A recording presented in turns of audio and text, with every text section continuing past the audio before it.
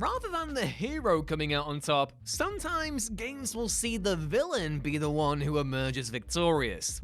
But other times, the player character may be revealed as the true villain of the story. Both these options can add intriguing layers of moral complexity to whatever tale developers wish to tell, with the best containing some of the most thoughtful writing in recent years. Even more interesting, though, is when the villain wins without players necessarily realizing it. So, I'm Ewan, this is WhatCulture Gaming, and here are 10 video game villains who secretly won. Number 10. Billy Gray, Grand Theft Auto 4, The Lost and Damned. Expanding on the crime-infested world of Grand Theft Auto 4, The Lost and Damned saw players take control of Johnny Klebitz, the vice president of the Lost motorcycle gang. Everything is going smoothly for the Lost at the start of the game until former leader Billy Gray returns to power after an extended absence. Despite being welcomed back with open arms because, hey, it's Billy, what could Billy do wrong? Well, it soon transpires that Billy doesn't have the gang's best interest at heart when he breaks the fragile truce between the Lost and rival gang Angels of Death. From here, things only get worse for the gang, as dodgy drug deals, power vacuums, and a brush with a notorious crime family leave the group in tatters. Although Johnny and the remaining members of the Lost kill Billy before he can give evidence against his former gangmates in exchange for witness protection, it's too late to salvage the damage that his actions have caused. With the Lost deciding to burn down their clubhouse in search for a new place to settle down, Billy successfully sabotaged the Lost. Moreover, if it weren't for Billy's betrayal, Johnny wouldn't have ended up in San Andreas where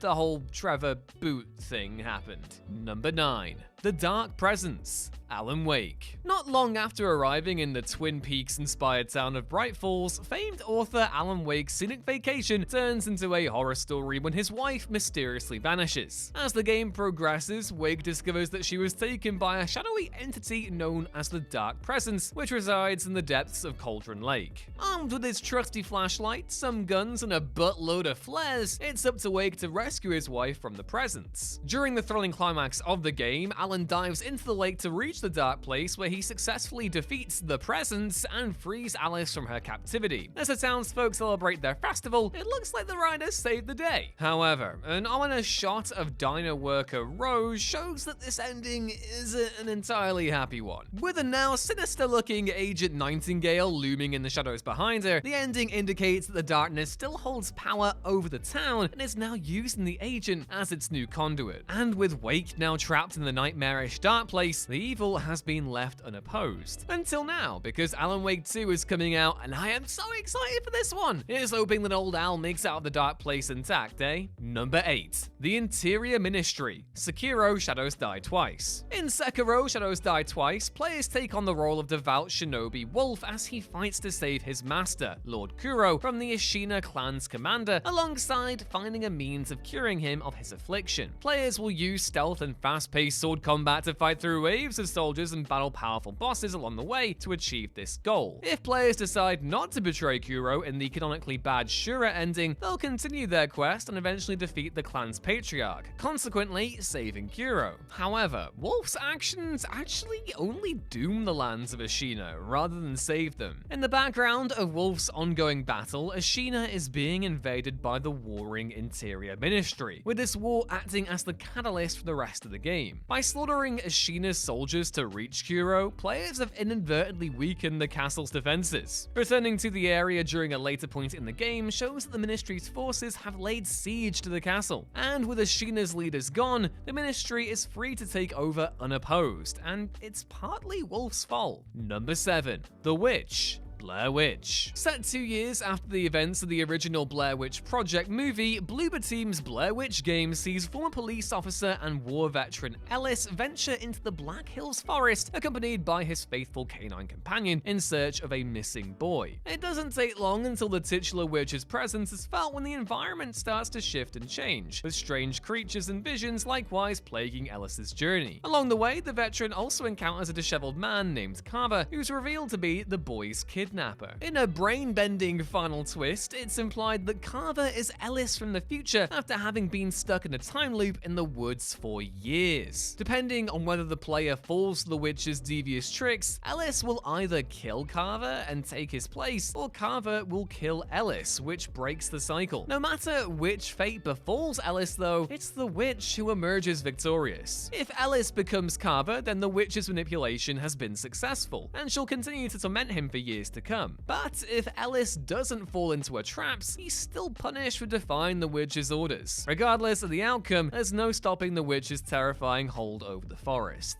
Number 6. Napoleon. For Honor. Set within an alternate history, Ubisoft's For Honor centers around medieval warrior factions locked in an ongoing war. While the game is best known for its excellent multiplayer mode and in-depth combat system, there's nevertheless a campaign for players to enjoy and sharpen their fighting skills in. When the initial fighting between the Knight, Viking, and Samurai factions starts to slow down, antagonist Napoleon decides to reignite the conflict between the groups to start a new age of war, believing that eliminating the weak through fighting is the only way to better humanity. By manipulating and antagonizing each of the factions, the warlord almost succeeds in her goals. That is, until it's discovered that she is the mastermind behind the game's events. A tense and demanding boss fight finally puts an end to Napoleon's plans, and it looks like peace is once again in reach. But this momentary truce is short-lived. After some time, the spark of war is reignited between the factions as infighting breaks out. It is this new conflict that becomes the basis for the multiplayer mode, which somehow shows no sign of ending at the time of recording in 2023. Number 5. Murkoff Corporation. Outlast 2.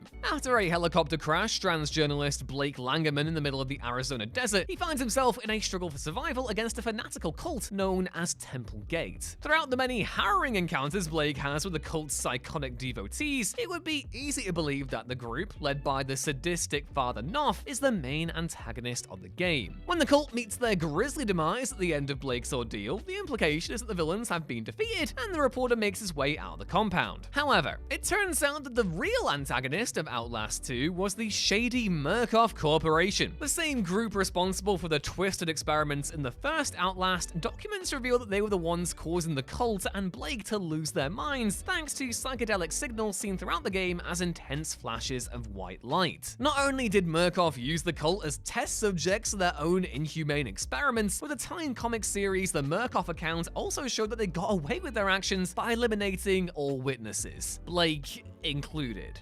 Number 4. Panther King conquers Bad Fur Day. Helmed by Rare, Conquers Bad Fur Day begins with the titular foul-mouthed squirrel getting lost on his way home to his girlfriend Berry following a night of heavy drinking. From here, this cult classic only gets zanier, with fighting a singing piece of excrement more the saner parts of Conker's adventure. Unfortunately for the hero, his drunken wanderings put him in the sights of the villainous Panther King, who wishes to capture Conker and turn him into a table leg. During the climactic moment where Conker and the Panther King come face to face, Berry is shot and killed by the head of the Weasel Mafia on the King's orders. Despite the malicious monarch dying moments later and Conker being crowned the new king, losing Berry proves to be too much for the plucky rodent to bear. Making matters worse is his realization that he missed his opportunity to ask the developers to bring her back to life. And in an unexpectedly harrowing note, the game ends with a devastated and defeated Conker drunkenly walking away from the camera, with the implication being that he's going to take his own life.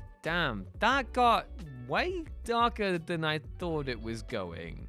Weird game. Number 3. The Thin Man. Little Nightmares 2. Little Nightmares 2 follows the pairing of Mono and Six as they navigate their way through a nightmarish city filled with grotesque creatures. The youngster's biggest threat, however, is a mysterious long-limbed figure known as the Thin Man, who resides behind the door within the television signal that's affecting the city's inhabitants. After a tense showdown with the villain near the end of the game, Mono emerges victorious. However, in a shocking twist, Mono is subsequently betrayed by Six when she lets him fall to the depths of the signal tower. Now stranded in the pit, Mono sits in a chair as a time-lapse shows him transform into the Thin Man. This cryptic finale implies that Mono was the main antagonist the entire time, with the signal tower somehow trapping him in a time loop. Although Mono eventually bests his future self in their fight, the game's final moment strongly hints that this villain will continue to terrorize Mono while maintaining their influence over the city. Number 2. Joker, Batman Arkham City. After unleashing mayhem during the events of Batman Arkham Asylum, Batman Arkham City sees the Dark Knight's main nemesis Joker slowly dying from a blood disease caused by the Titan formula he injected himself with in the first game's final showdown. To encourage Batman to help him find a cure, he performs a blood transfusion on the Caped Crusader, infecting him with the same deadly disease. By the end of Arkham City though, Joker succumbs to his affliction after accidentally spilling the last of the cure in an ironic twist. But even in death, the legendary villain manages to still get the last laugh. 9 months later, during the events of Batman Arkham Knight, it's revealed that some of Joker's toxic blood still lingers in Batman's body. Combined with the fear gas released by Scarecrow, Batman is subsequently plagued by visions of his deceased rival, who constantly berates and taunts him throughout the game. With the Dark Knight becoming increasingly concerned that Joker's blood will cause him to become the new Joker, the clown is still a major threat to the hero. He is ultimately vanquished, but before that point, Joker was winning pretty hard.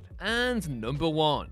Edgar Ross, Red Dead Redemption. Edgar Ross is one of gaming's most loathsome assholes. Debuting in 2010's Red Dead Redemption, Ross took protagonist John Marston's family to use as leverage to get the former outlaw to do his bidding. He's also the one who guns down Marston in cold blood in one of gaming's most heartbreaking scenes. God, I hate this guy so much. Although Jack does eventually kill Ross years later in his own act of vengeance, Ross is nevertheless the real victor of this story. Ross's goal, even in the prequel, Red Dead Redemption 2, was to eradicate the outlaws of the Old West to pave the way for a new century. Even before the events of Red Dead Redemption, Ross is within reach of his goal, with the Van der Linde gang being one of the last remaining remnants of the Old West. John's death isn't just the end of the Van der Linde gang, it marks the end of an era. Jack does get his revenge, but Ross's death won't be enough to stop the tide of civilization. A final, depressing conclusion only made worse by the fact that Jack's literary dreams were seemingly vanquished long